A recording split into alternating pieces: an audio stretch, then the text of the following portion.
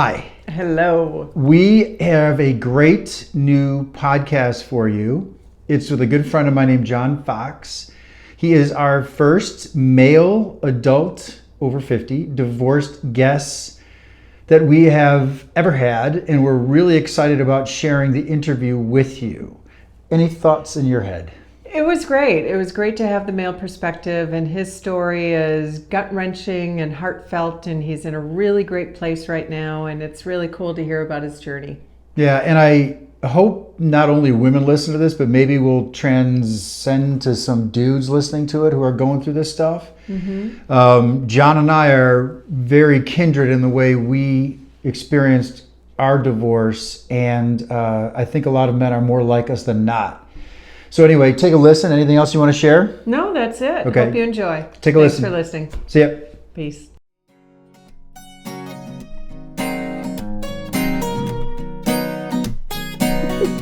It's the Jack and Kathy Show. Shit Show. And there we go. Yeah, how was Okay, that? Did you like I that think one? I think if yeah. Okay. Hey, John Fox. Hey there, guys. Hi, John. Nice to meet you. Officially Hey. meet you. Kathy, great to meet you. Heard all sorts of wonderful things. I am a little interested to learn more about you and how you put up with this guy. So Oh, There it is. he keeps life exciting, John. He really does. There's not a dull moment with Jack Honar, and I love it that way. The last episode was titled The Ways in Which Jack Continues to Annoy Kathy.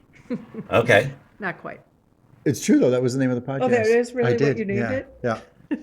Well, because the whole podcast was how I take really great pleasure in poking the bear.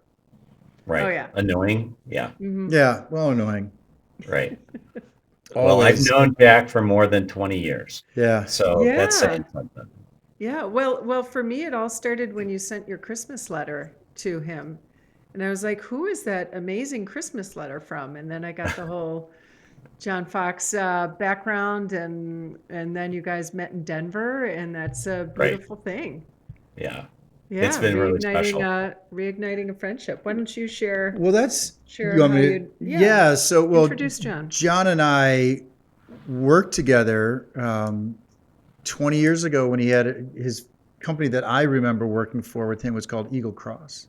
hmm Then he changed it to venture marketing, and he had actually hired me to help with some projects. Right. The specifics are eluding me right now, but your office was in Downers Grove off of Belmont and 55th or Maple.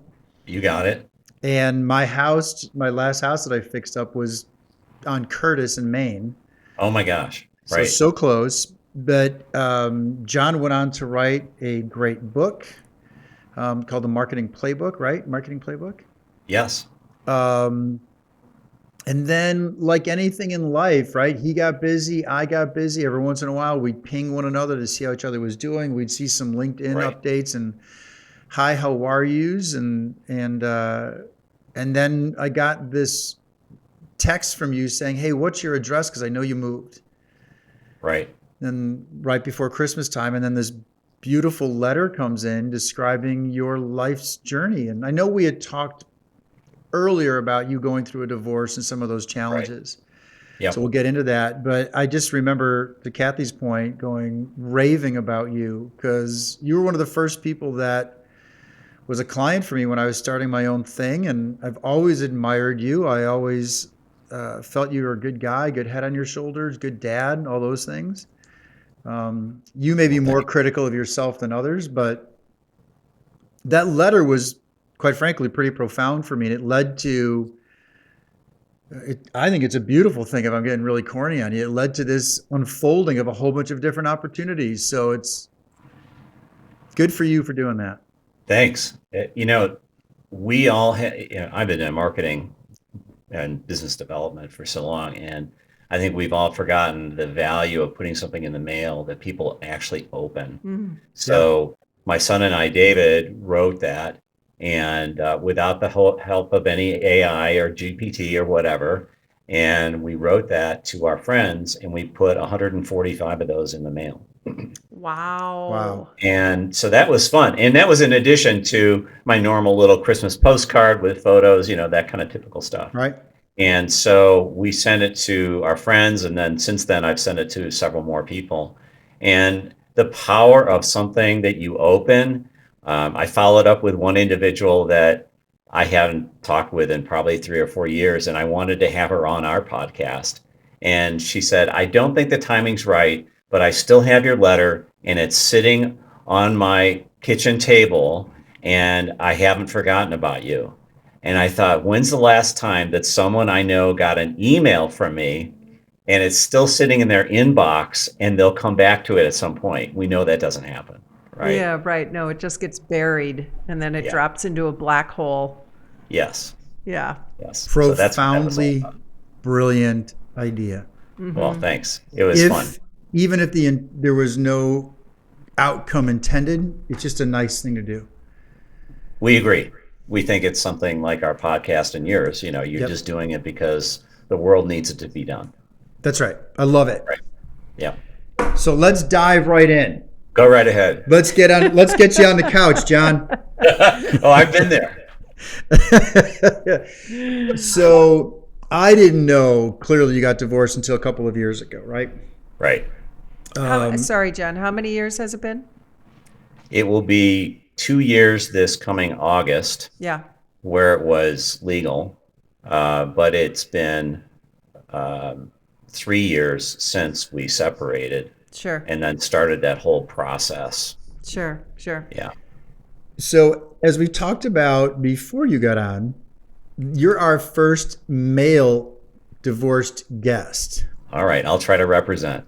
And it's huge for me because I almost just want you and Kathy to have the conversation and me just sit back. Okay. Well, to be sure, to his point, really, my female friends, we chat, right? Sure. We spill emotions, we spill our shitty day, we spill everything, and I think I can confidently say I'm probably that touchstone for my children too. And then meeting someone like Jack, who also is very emotionally intelligent and not afraid to broach difficult conversations, including this topic of relationships, divorce, life challenges, everything. He spoke about how refreshing it was to be able to talk to you about it, and it was really profound to him to, like he said, have another male voice that he could relate so well to.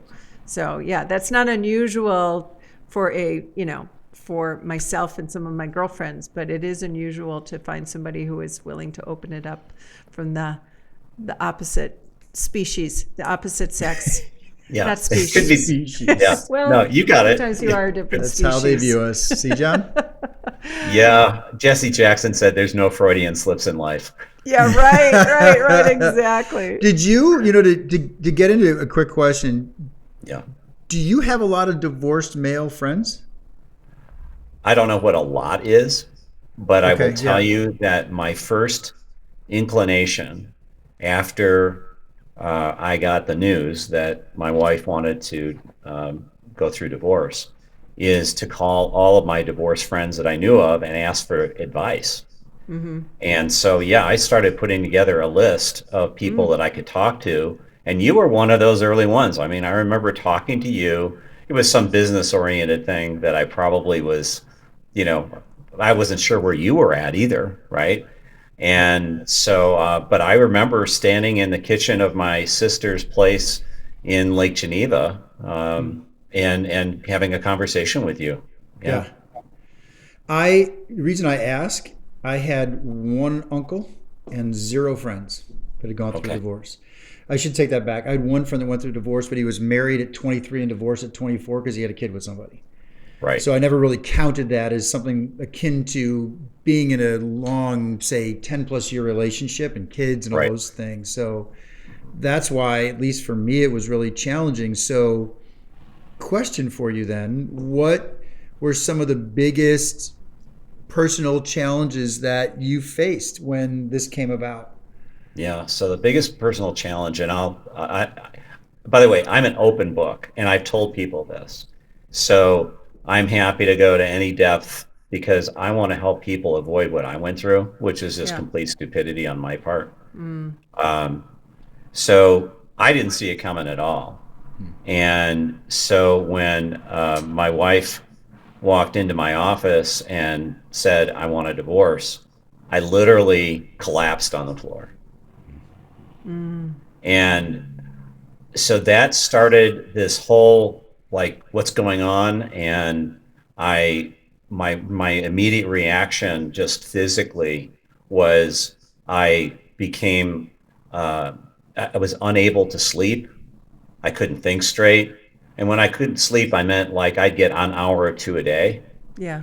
I was already on a weight loss plan and I already hit my goal weight.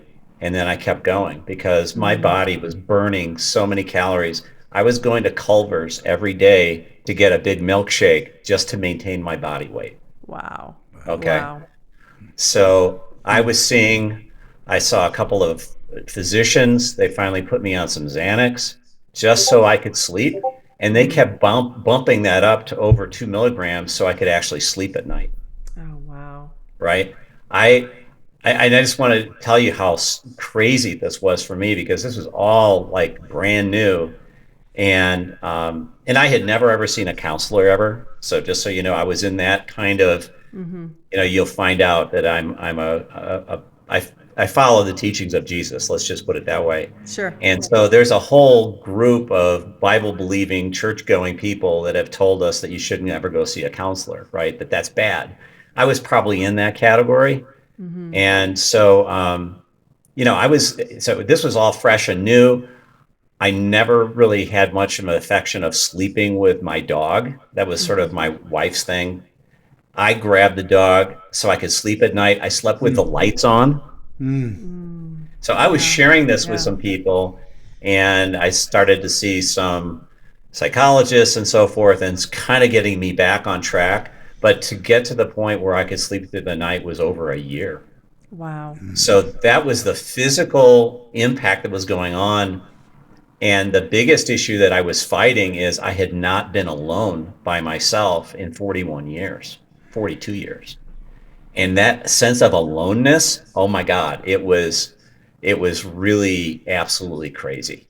Wow. And I remember telling my sisters, I don't know how I'm going to live by myself. I haven't done that. I don't know how to do these things. I mean, it was like, blah, blah, blah, blah, blah. It was going crazy. Yeah. So that was the beginning. John, I used to say, I remember when I first moved out of the house, it was by myself. It was September when I first moved out and had my own, went from, wonderful house to this little apartment. And I used to tell people the silence was deafening. Yes. Because you're so used to having someone in the house, some clang of a door closing or dishes hitting the sink. Right. And suddenly you're just with your own thoughts. And it sounds like you experienced that same thing. Oh yeah. Yeah. I know white males get a lot of credit for everything in the world. And so I don't want us to have, we need more sympathy for us, but man, I just listening to John talk, I'm getting PTSD because, all right, you ask questions. You're going to say something. I got to be quiet. No, I can relate. The whole for me, the whole first year when I'm the one that initiated the divorce. And for the whole first year, I cried every single day. It was not an easy decision. And then the whole first year that I left and was on my own, my cortisol levels were off the chart. I also wasn't sleeping. I had a prescription of Xanax as well, or some derivation of that, medication. And that terrified me too, because I'm like, I'm not an addictive person. I don't want to depend on this. There's that whole thing too. And the toll it takes on you physically, that emotional, when you are emotionally upside down, and how it Right. can take a toll on you physically. So I can completely relate to that. Yeah. May I ask how long it took for you to feel like things were going to be okay, Oh boy. or I'm going to be okay? Well, I would say that flywheel started to get going not even, it was a little over a year ago, but it took a long time. And I started feeling healthy again when I could sleep. Finally, like I had my life back together. The divorce was final. I started to like understand what my role was in that.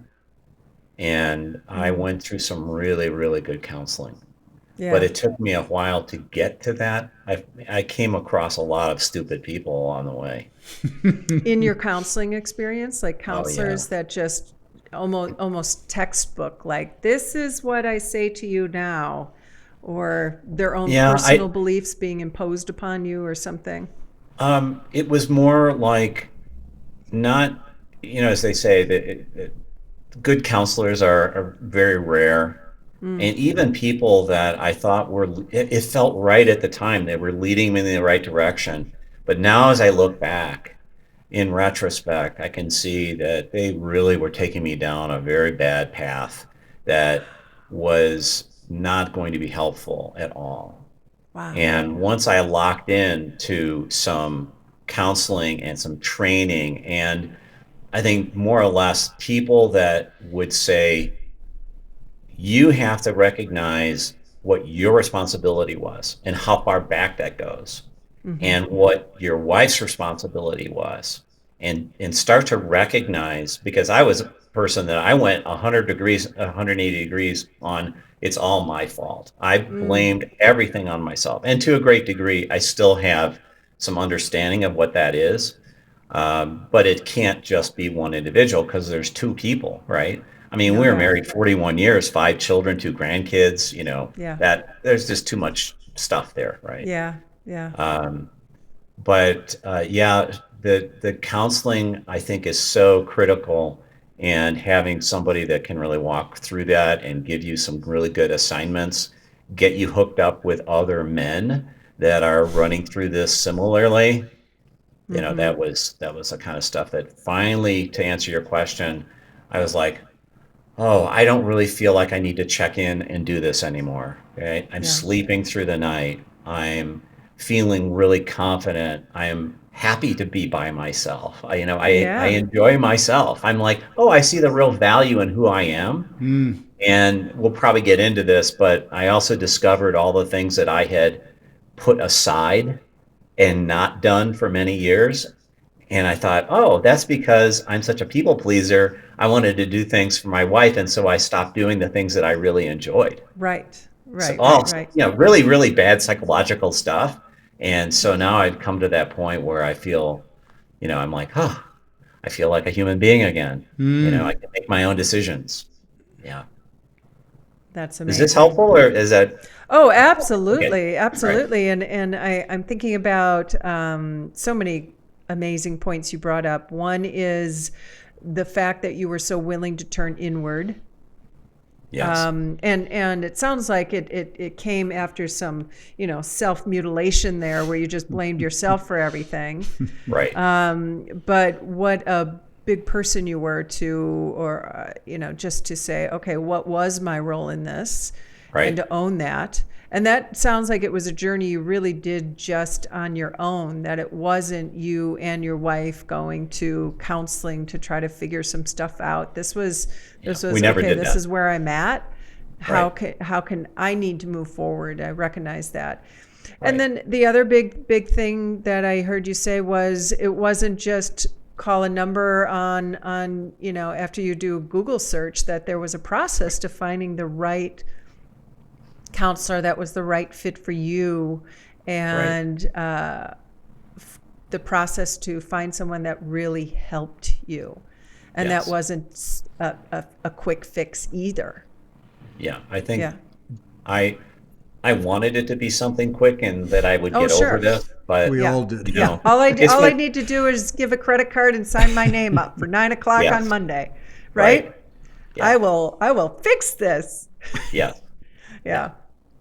One of the experiences I had, John, I'm curious how this relates or connects to some of the things you did. I think I told you before, Kathy and I landed on a council that was amazing. She just recently retired, and then Kathy and I, prior to this friend of ours' retirement, would go see her because Kathy's phrase, viewed it as growth rings, right? We're going to go back to Linda and not necessarily just address challenges, but hey, we're looking at working on X and X. What should we work on? Yep. I always viewed therapy in the same way I would if I was going to a doctor because I had an ACL injury or something. Mm-hmm. That mental health was as critical as going through therapy of rehabbing a body injury. Right. How long did it take you to find somebody? And then what was unique about that person that allowed you to go, cool, I've got my source now and I can navigate this? Yeah, I think like anything, the trouble with divorce and so many other things is you only do them once or twice in your life, right? So it doesn't Hopefully. really make you a very, it doesn't make you a very smart buyer, right? Right. And there's so many people that make money off of this, whether it's attorneys or counselors or realtors. Oh yeah, right. I know you're a realtor, but I mean, there's metrics like, hey, these people are getting divorced. I bet you they're going to sell their house, right? So Yeah. there were so many people that I was feeling like, wow, they're just making money. And so me being a marketer, I see that and I thought, it might be taken advantage of. But I'd say trying to figure that out, I had to go through my own learning. And so the first thing that I did, and I, in preparing for this, I kind of put together some lists and whatever. But I think to me, the first thing I did that I would never do again is call a bunch of my divorced friends and get their advice. Whoa, yeah. Right? Because especially in finding an attorney or how to treat your future ex-wife and all that kind of stuff, that advice is all over the place. I remember talking with one man who had been divorced twice, and I thought he was a fairly well-balanced individual. And then the more he talked with me, I thought, this guy is actually psychotic and he's advising me, right? And I'm like, that's just not my brand. I don't do that kind of thing. I always think positively. I still think I have no negative feelings whatsoever from my ex. Zero, right? And he was like, you have to get even, you have to get your fair share, you have to do this and that. I'm like, oh my God. So Wow. in talking with all these people, you get recommendations on where to go and who to talk with and what to read and so forth. And some of them were good and some of them were bad. So over time, I did find my way to a couple of really good resources. One of my close friends recommended somebody. He was terrific. He had written a book, which is probably a whole conversation on its own, but he wrote this book called Happy Wife, Happy Life, Deception. Oh, how cool is that?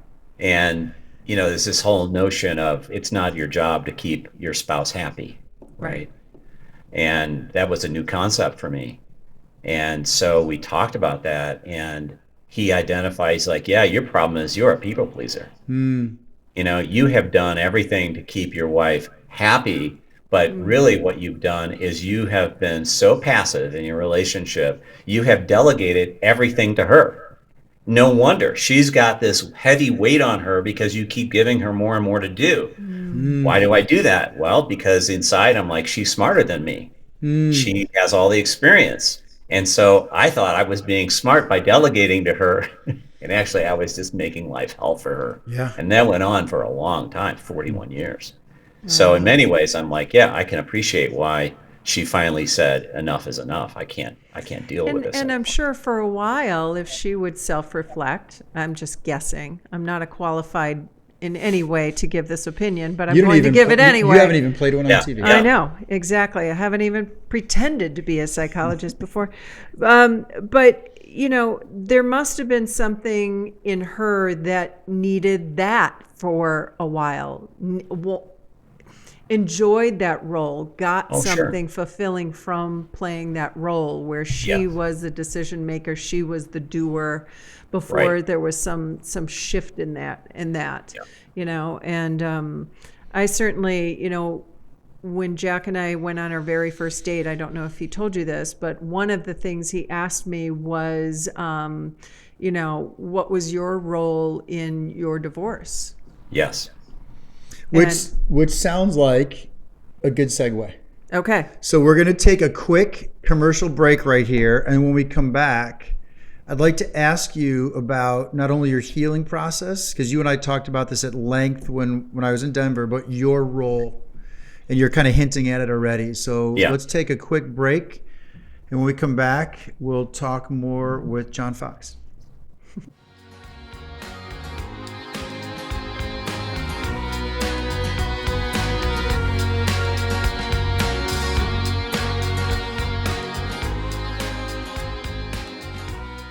Doctor's appointments are important, but the time between doctor's appointments is where health really plays out in your life.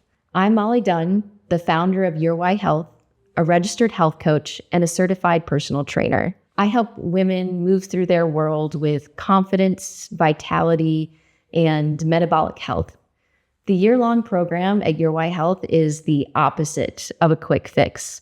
We work together so that you can sustainably nourish your life with individualized nutrition, evidence-based movement, deep sleep, and stress-resilient habits. Schedule your free 1-hour personal consultation with me at yourwhyhealth.com.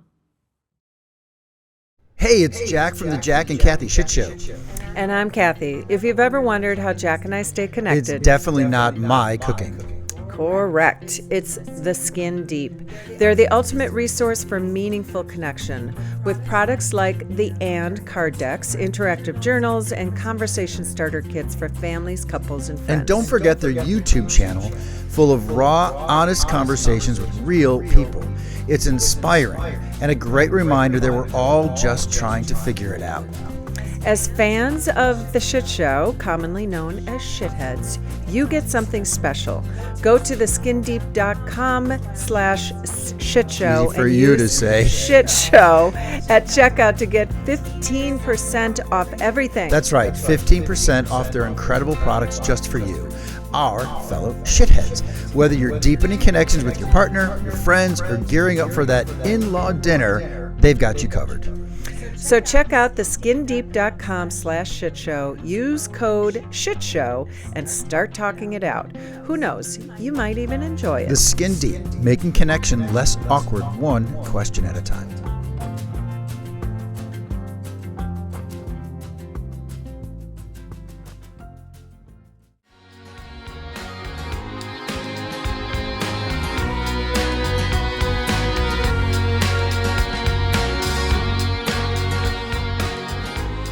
And we're back. It's like we never left. It's like we never left. It's just like we never The left. miracle of editing. Wow. I've watched enough of your podcast that I know what's going on. And it cracks me awesome. up. It totally cracks me up. You guys are. I want since we're starting a new segment. I want to tell you that in listening to your podcast, and I haven't listened to all of them because you have, I don't know, what, 1,200 now or something like that. We'll but give you to the end of the week. Don't worry Right. about it. Yeah, exactly. So one thing that I would say to other listeners is, to me, the most important one that I listened to was that you both said, we are each other's cheerleader. Mm-hmm. Yeah. And that is something that I remember you saying that, and it brought me to tears because that was not true in my marriage. Yeah. I think we John? may have thought maybe we are, but not to the point of really saying, I'm here for you. You know, what all of that really means, showing up, cheering someone on, seeing the best in them rather than picking at the things that they're not good at. I know you had all of that in that podcast, and that was so meaningful for me, and I hope it was meaningful for other people who have watched it. Oh, thank you. I appreciate that. Well, I it's very appreciate nice of you. The listening. 4 Yeah. listeners who listened to it that day, including you, liked it. You know what's interesting? And Jack's mom And my mom. and my sister. And my daughter. We have Yeah, family okay. members. So we have like 6 now. No, we've got more than that. What's interesting in Brene Brown's book, Daring Greatly, I don't know if you've read that at all. No, I haven't. Recommend it. I think you'd enjoy it. Okay. There's a passage in there when she, discusses love and relationships, etc. And one of the things she said is you shouldn't love someone despite their incompleteness, but because of. Yes. And I know I can speak strongly for the two of us to reiterate what you heard on that podcast. We did not have fans and in our relationships. We didn't have cheerleaders. And to be sure, we have moments when, prior to tonight, when things go bad and it's easy to take a breath and go, my partner is driving me crazy. Right. That doesn't mean I'm not her cheerleader and vice versa. Right. I've listened to the last episode, and I'm sorry that you didn't have that, and I know what that feels like. How's that? Right. Yeah. Right. I think you feel the same way. Yeah, for sure. Yeah. For sure. So let's talk about your role in the divorce, because as Kathy said, when I would go on dates, it was the same question I asked everybody. 2 questions I used to always ask. One was fun. Is there anyone that thinks they're in a relationship with you right now? Right. Right. And then, but the other one, which to me was the insightful one, was what was your role? Yeah. Because everyone had a role, right? Even if right. you're the one that said, I can't take this anymore, you still had a role. So Right. you told me some great reflective or self-reflection stories. So Yep. I'd love to hear those. Yeah. So I started talking about that. My role, I think from the very beginning, is that I modeled my marriage and my role in the relationship after my parents. And it was very much a relationship where my dad literally idolized my mom. And my mom, to this day, she's going to be 98 next week, and she's still she's running the show, right? Yeah. In fact, I just teased her today because she's back from the hospital, and I said, well, now you can start bossing people around again, right? She thought that was funny. And so that's the model that I grew up in, and it was the happy life, happy wife type scenario. And I didn't realize what impact it was having on our family and on our children. And so what ended up happening is I took less and less of a role in the family. I let my wife do all of that. She took care of all the kids. We homeschooled our kids. She did all the homeschooling.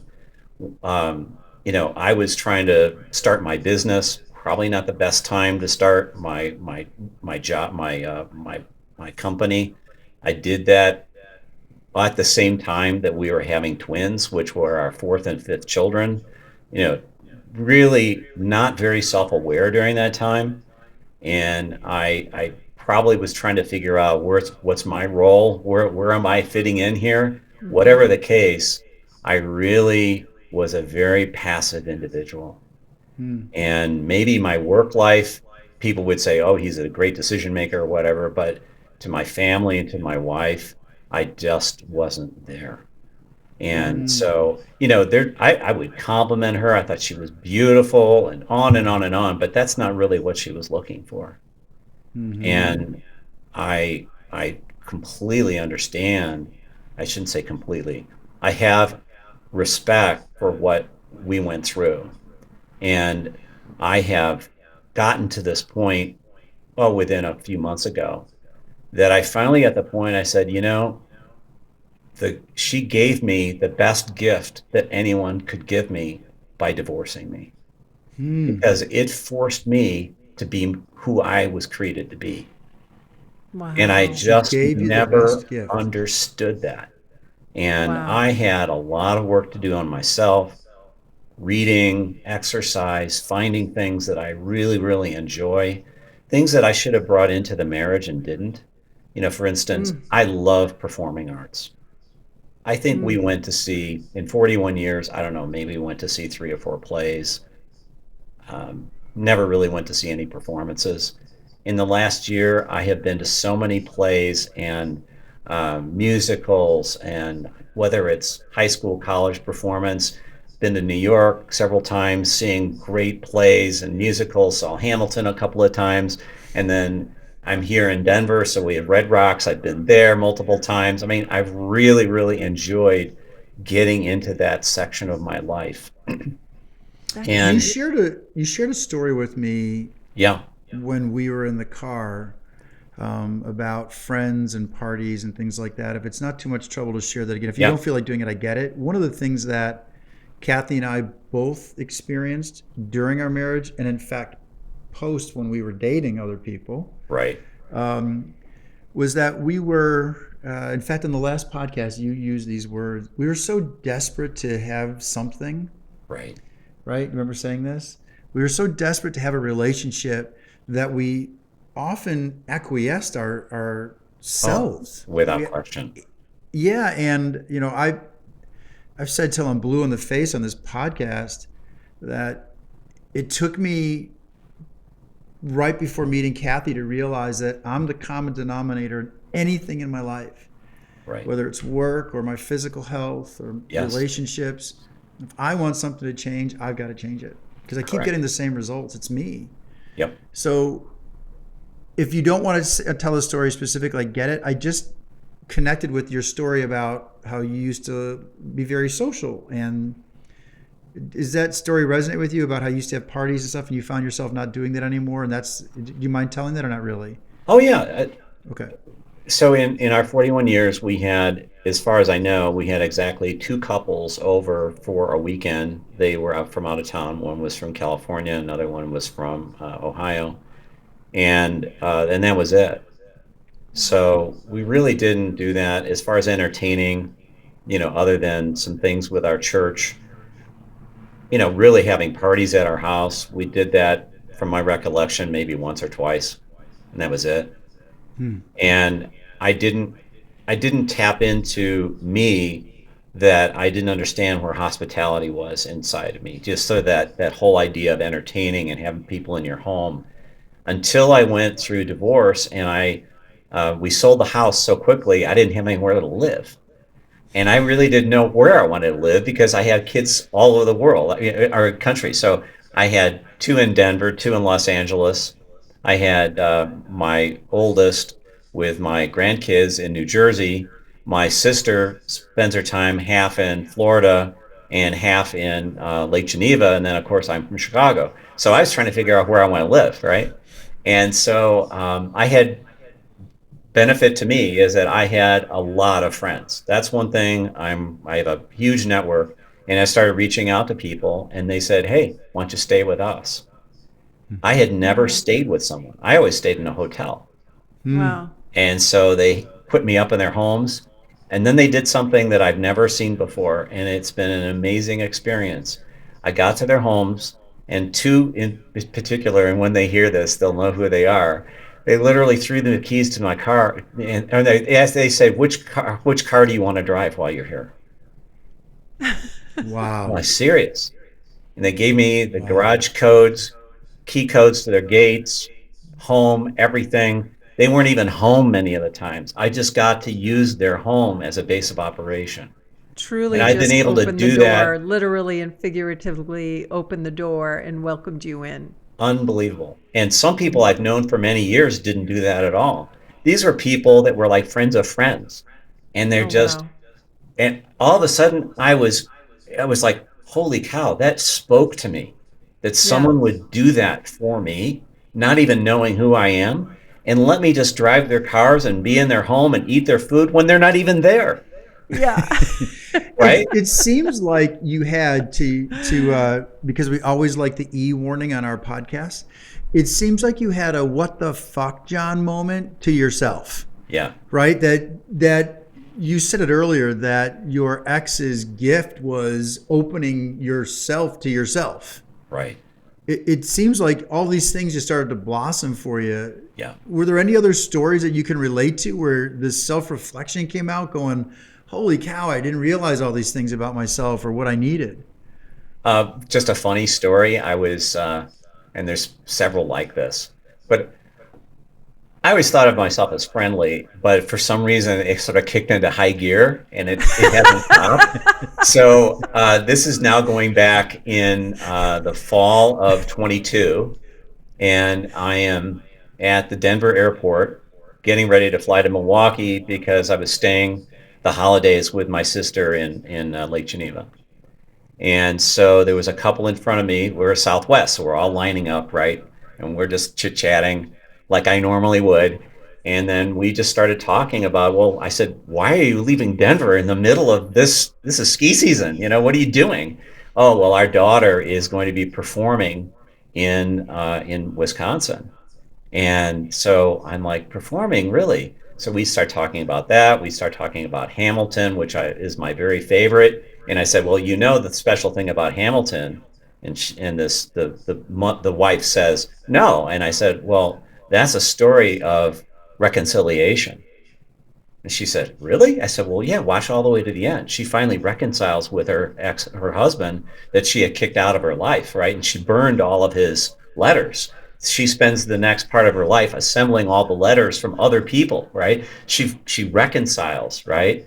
And I said, it's such a beautiful story. So we get on board, and so now they're sending notes across the aisle to one another, old style, like writing notes, Oh my, right? that's so funny. And so we get to the Milwaukee airport. Their luggage is late. Whole flight's late. And so I find out that their daughter is going to be at Fireside Theater, which is just north Sure. of you, right? Yeah. And she was going to be starring in White Christmas. And I said, I want to come and see her.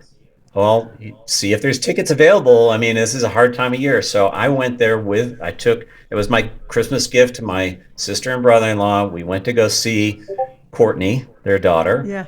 And Katie and Brad as their names.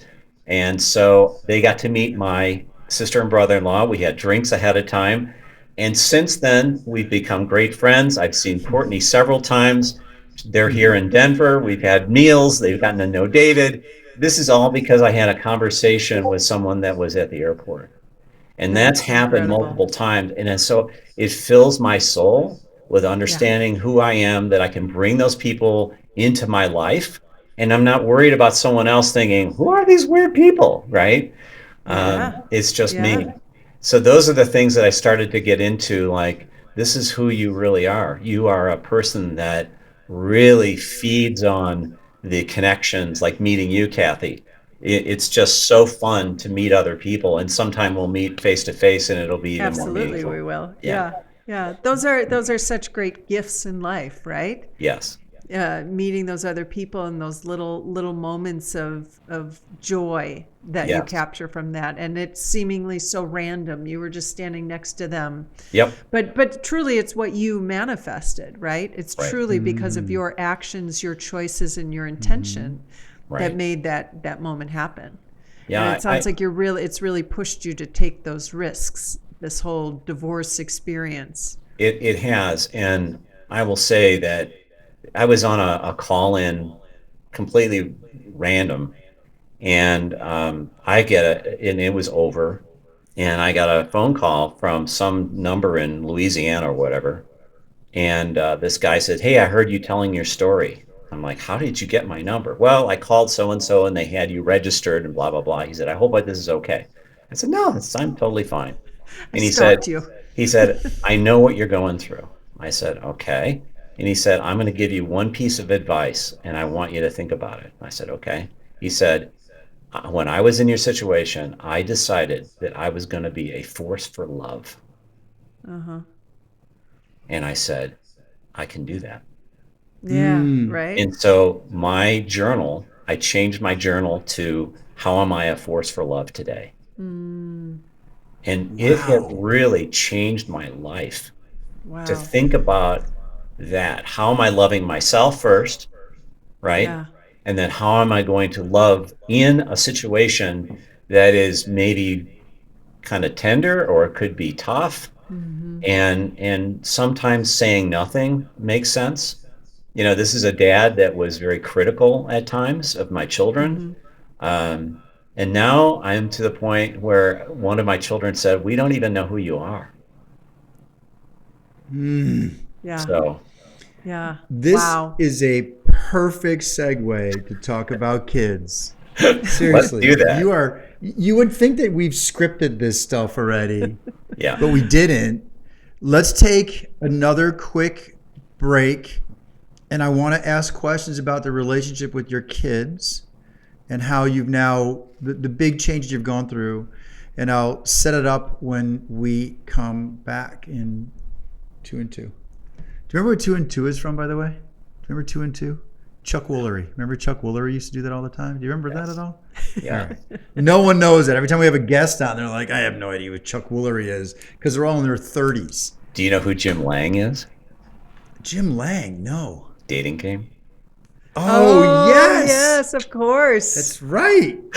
Dating Game. Didn't you just quote the I dating just game? did quote the Dating Game. There's a famous episode where someone says, "What's the craziest place you made whoopee?" Oh yeah. And the guy goes, course. "That'd be in the butt, Bob."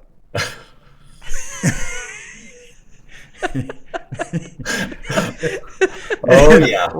And there's no 7-second delay. Let's cut the commercial stuff. Yeah. then. Exactly. Yeah. That would have all found right. itself on Instagram for sure.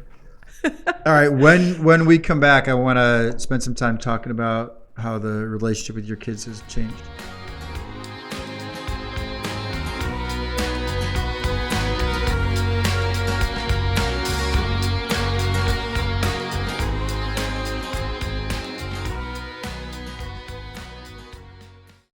Jack, did you hear the news? Kathy, I hear a lot of things, and some of them I even listen to. Well, you'll want to listen to this.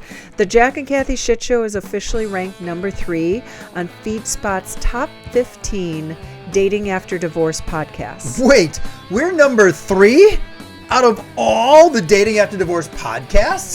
Yep, and that's just not some random list. FeedSpot ranks podcasts based on relevancy, authority, social media following, and freshness, which means we're actually pretty legit. So basically, we're in the Dating After Divorce Podcast Hall of Fame. Exactly. And if you want to check out FeedSpot for yourself, it's an amazing platform that curates the best content from around the web. Podcasts, blogs, news, even YouTube channels, all in one place. That means, so then instead of doom scrolling through a million apps, you can just go to feedspot.com, find the content you love, and actually have time to, I guess, live your life. Right? And if you're a content creator, FeedSpot can help you get discovered by over 415,000 bloggers, podcasters, and journalists. So whether you're looking for great content or trying to get your own work noticed, FeedSpot seems to be the place to be. Well, head over to feedspot.com to check it out. And while you're there, make sure to find their top 15 Dating After Divorce podcasts list to see our beautiful, shiny number 3 spot. Number 3, baby! That means we are basically experts now. Well, let's not get carried away. Yeah, okay. Yep.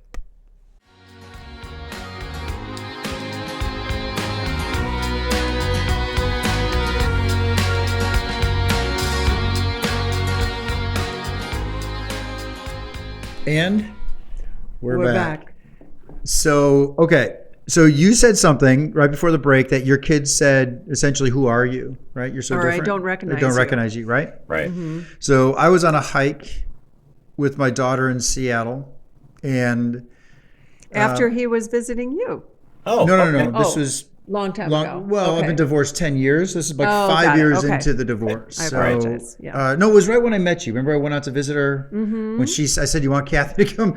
And she was great. She goes, "No, just one time with you," which is again wonderful, Totally right? fair. Yeah. So we're on this beautiful hike in the woods of somewhere in Seattle, and she stops me and says, "Can I just interrupt this conversation because I want to let you know that I don't recognize you. Your voice sounds the same, your passion is still there, Yeah. but everything is different, and in a good way, right?" Right. And And so again, our voice sounds the same to our kids. Our mannerisms are the same, right? All those things. It just feels different is essentially it. So share pre-post John with your kids. Well, that'd be a good question for them naturally. But what I hope they would say is that he has grown up and recognized what his contribution was to where he got to, and we're seeing some really cool growth in him, and that he wants to be, whether it's a force of love or that he recognizes that that my children are super important to me. I can't really say that pre-divorce, I literally delegated all the communication to my wife. Like if I want to know what's going on, I'd say, hey, what's up with my oldest son, or what's up with my middle son? And she was, I think even you said, even Kathy, earlier, you're like, you're the person that owns that relationship, and your kids so well. And I just expected that of my ex. Now it came down to me, and I had to make those things happen. I had to put miles on my credit card and go see people and spend time with them. And that this was not a time for me to sit down and say, so what do you think? Like, hey, do you see how I changed? It was more about let's just sit down and talk, right? Or just be with them. And I think that's something that I was uncomfortable with, that I don't have to necessarily go through some key objectives that I'm trying to accomplish in my kids' lives, right? That we would in work, but to enjoy being with them and who they are. Some have shared some really personal challenges that they have. And I think the former me would say, well, how are we going to work on that? And now I'm much more, thanks for sharing that. Is there something that I can help you with? Oh, no, just wanted to get, okay, great. That's cool. Yeah. And Being present more than feeling like you need to solve or fix. Have you gotten used to showing up in that way? Has it become just second nature for you? Because it does sound like the picture you've painted, with your wife having all those conversations. Right. And you saying that at first it was a little scary to venture to be the one face to face with your child and be the one asking the questions. And have you gotten used to that now? I will say I'm getting better, but there's just a point where I feel like, oh, if this was my wife, she would know the exact thing to say right now. Right. And I don't have, I just can't grasp those things. And I think that there's just a special connection with moms that moms just have with their children. And so I think I'm making progress with some of them at different levels. They're all kind of different in where I'm at right now and where they're at. But I think for me, it's just being there and being ready. And anytime someone wants something, I'm there for them. But that's huge. You're being present. They know they can count on you to be present. How was it when they first found out about the divorce? Were they surprised? Were they? I don't know. You go ahead and answer that. I could come up with a bunch the of only adjectives. reaction that I remember is one of my children said, "Well, that's no surprise. Saw that coming." Where was that child in the pecking order? Oldest or youngest? I don't want to say, but Oh, you don't have to. You don't have I'll to. tell you, That's fair. we have three. Right? Yeah. Kathy and I have five between us. I have three. I have two. He has Yeah. the three. I don't think we've ever talked about this. Maybe we have. I just don't remember. Yeah. When we announced to the kids that we were getting a divorce, so my oldest daughter was never home because she was a superstar athlete. So from the age of 12, she's on planes and never home. right. The middle daughter was semi-sport stuff, but mostly at home with things. My youngest was home all the time and alone with us. Yeah. So saw the battles and the discord I and all had that one stuff. of those too. Yep. we sat down and the three reactions were like this. Oldest daughter, wait, what the fuck? Mm-hmm. Middle child was not surprised. Third one said, thank God.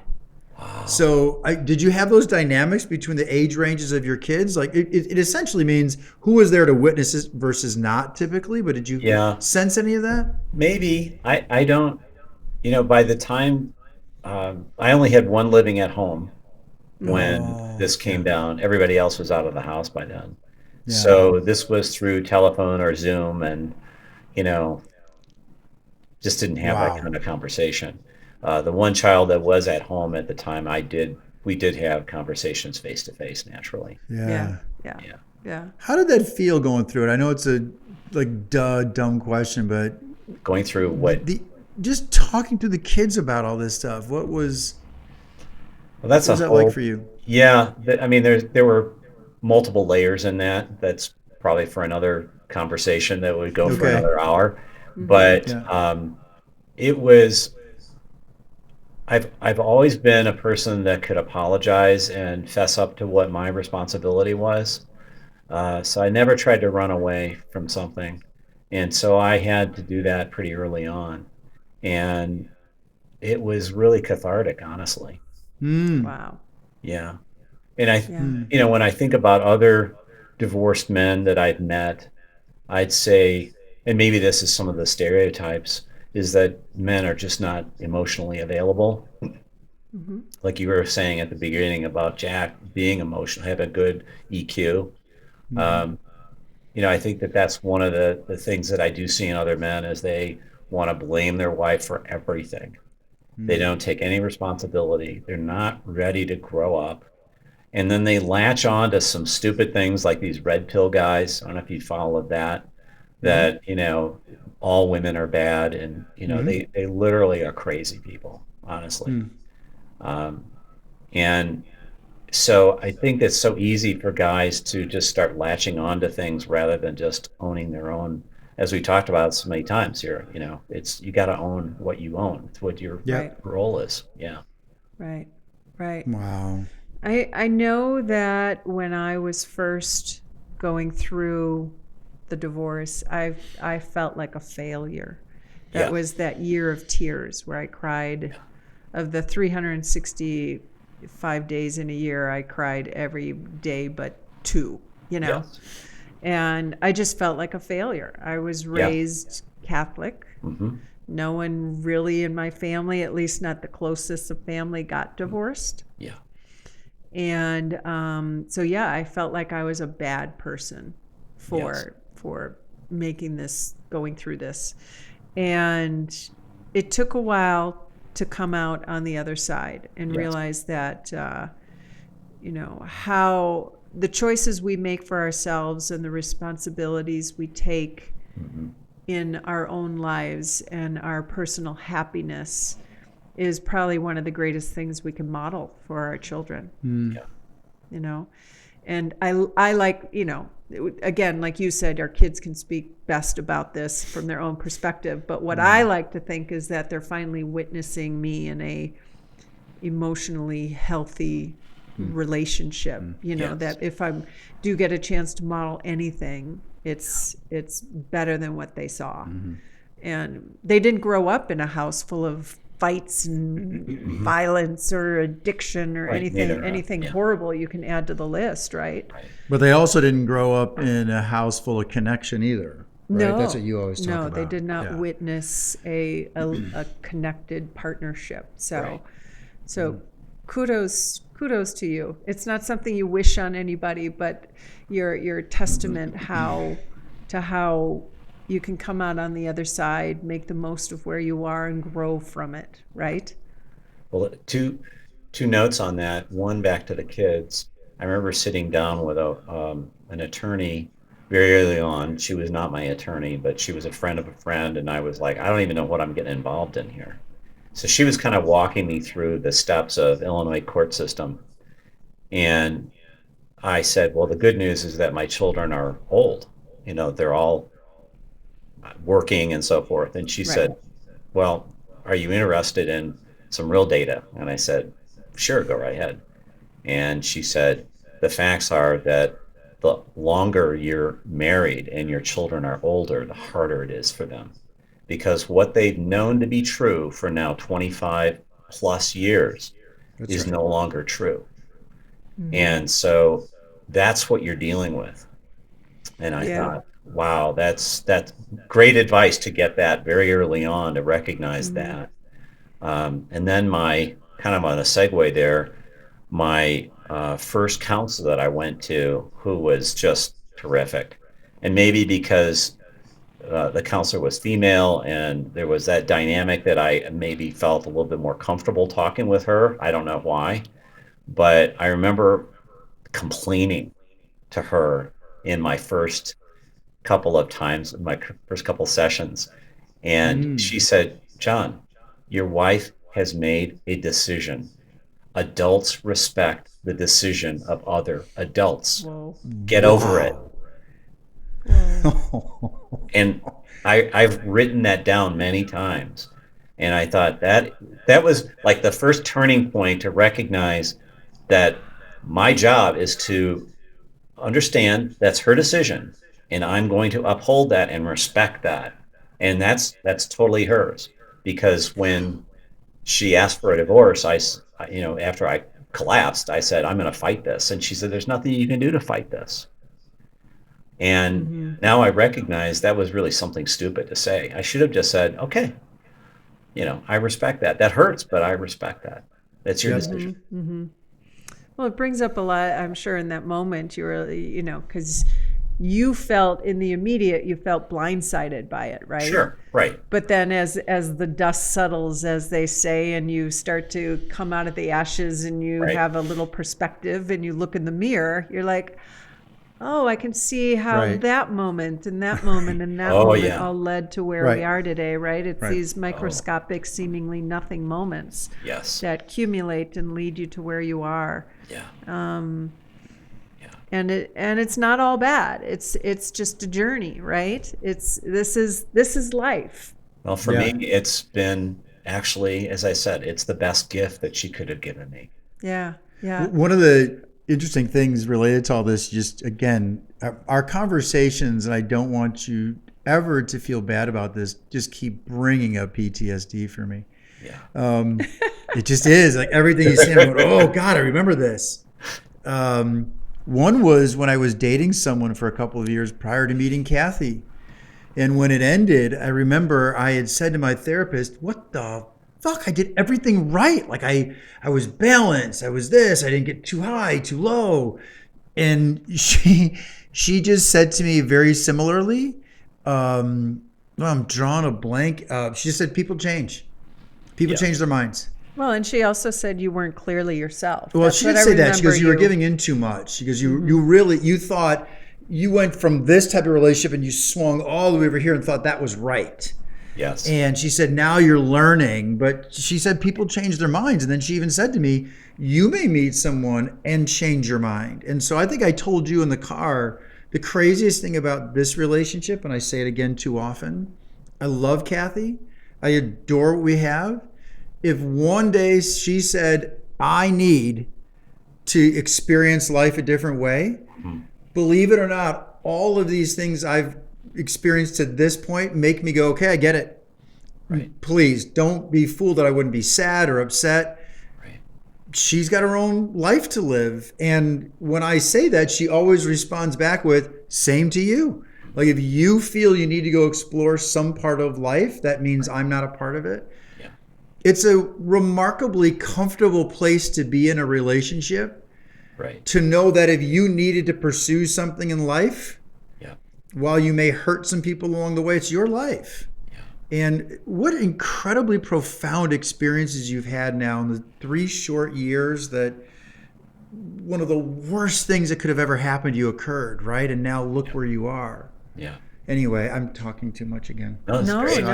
no, I love it. John, can I ask, and if it's too personal, you don't have to say, does your ex-wife have a sense of how you've come into yourself with all of this and how grateful you are for I having... don't know in particular, other than the counseling that I went through. we all were asked to write our our former spouses, my ex-wife, a letter. Yeah. And I just recently read it again, and that was delivered after the divorce. So it wasn't something like, oh, I'm going to get back to, let's put Yes, the it wasn't divorce. this Yeah, last so ditch effort to save anything. Yeah. exactly. And so I think that was really our last communication that had meaning. And I'm very proud of what I wrote, and I apologized. I felt terrible for what injury I had caused to her, especially emotionally, and I confessed that to her. And it was helpful for me, as this counseling program is all about. As we said, you have to fess up to it, and then you have to go public with it, like today, right? Yeah. I've done that, and I've done that with my children and with friends, mutual friends of ours, so they understand. And it's helpful for me that they want to listen and come to an appreciation that, yeah, life is messy. Personal Yeah. relationships are really sometimes super ugly. They can be beautiful, right? But Yeah.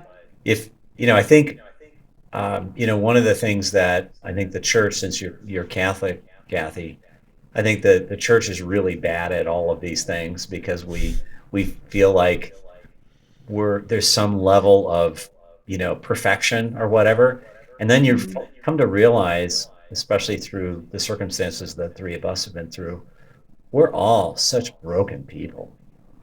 Just, we're all a mess. And that's one thing I can tell you, that in my travels of now living with these families and sitting in their living rooms in the evening after dinner and watching television or playing a game or whatever they like to do, I was just there to observe. Not one family is perfect. They all have problems and issues, and they're sharing these with me because I've shared with them, and I'm like, oh my God, I guess I'm just as messed up as they are. Yeah, right. You learn that fast, don't you? Yeah. One big Yeah. club. Yeah. So true. That's amazing. I want to ask a question now, and then we always do a card deck from the Skin Deep. Oh, okay. I told you I just grab bought it off one. my phone. Okay. But this whole topic has been rewarding for me. Okay. From you reaching out over Christmas time and other times before that, and Right. and now this blossoming again. But more importantly, it's impacted me so much because, as I shared with you and David, your son, I went through such a terrible time because I just wanted to find other men that were going through what I was going through. Yeah. And I'm not a red pill guy, and neither are you.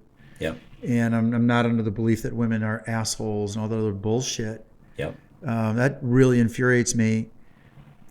So, question: what is one myth about divorced men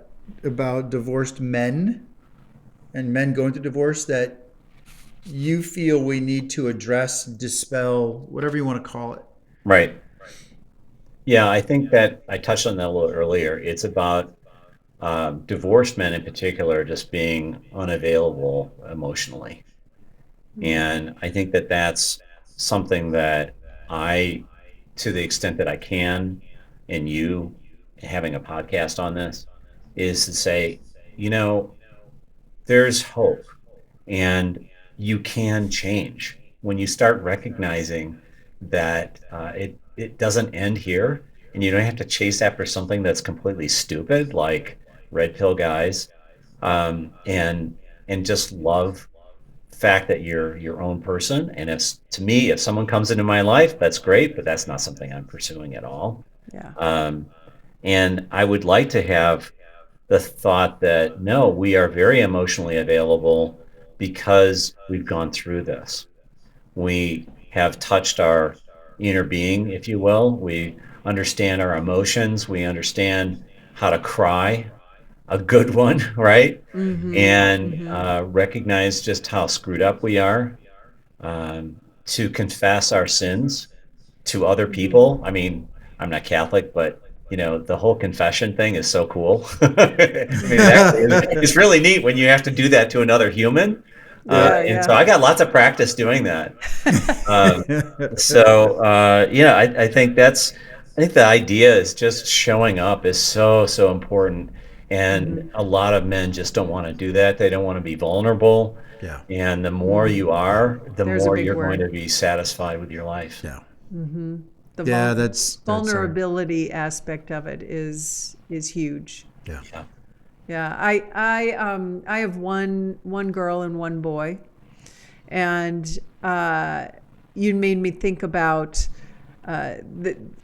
something I learned in raising my young children as I was attempting to understand how to communicate with each of my children, and how we're all human beings, but there are often differences between how the genders open up and communicate, Oh, yeah. right? Yeah.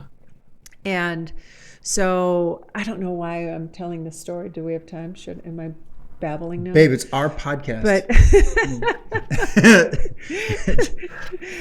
You're looking at but you are looking at the editor. I get it. No, we're fine. Roll on. but I really have spent a lot of time thinking about this, not just in my marriage and divorce and everything, but you speak about being a man and being vulnerable and opening up and trying to tap into those emotions and being comfortable crying in front of somebody else and sharing your faults and your mistakes with somebody else.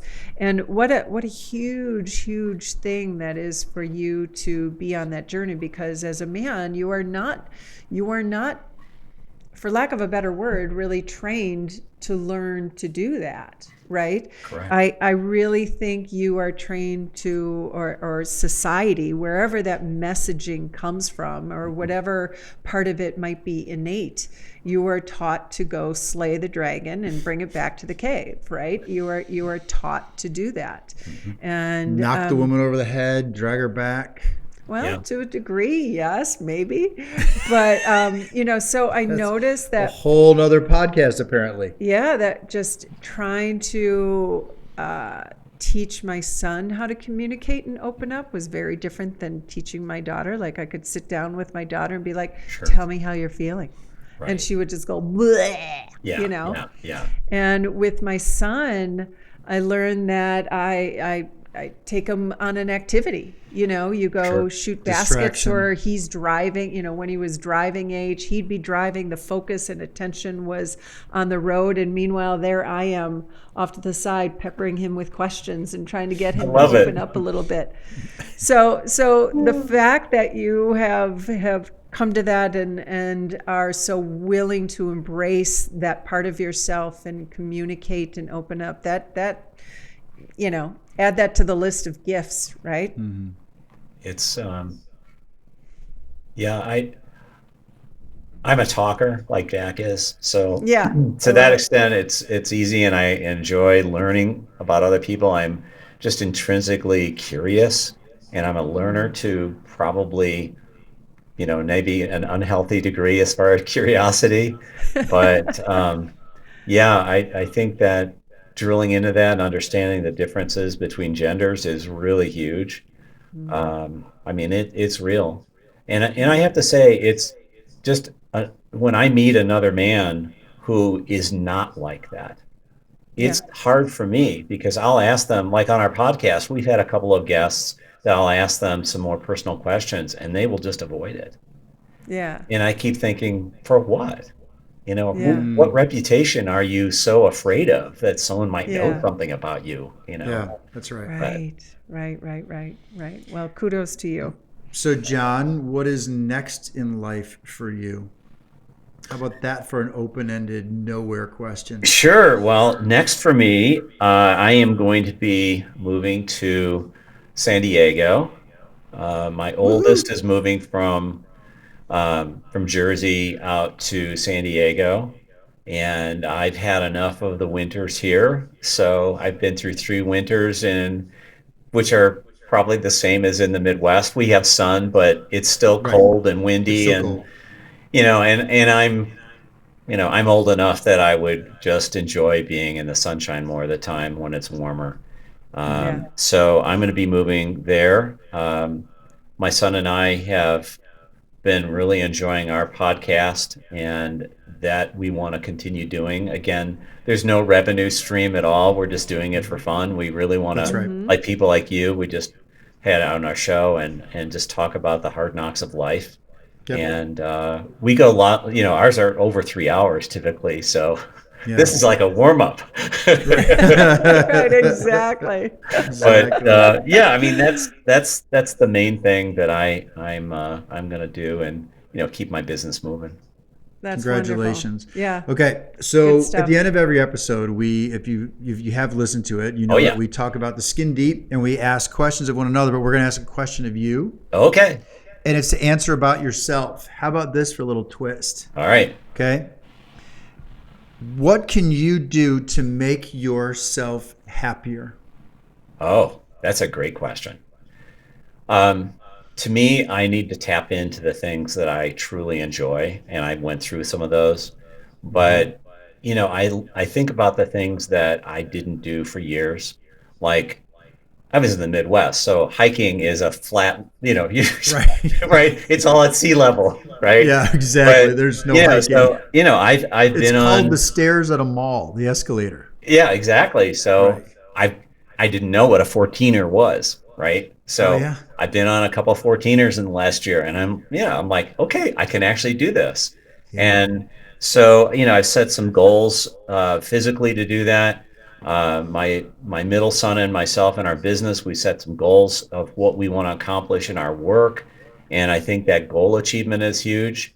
I really want to get involved in some other kind of like team building activities or something in my church, that sort of thing.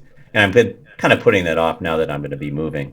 But, continue to rebuild the relationship with my kids.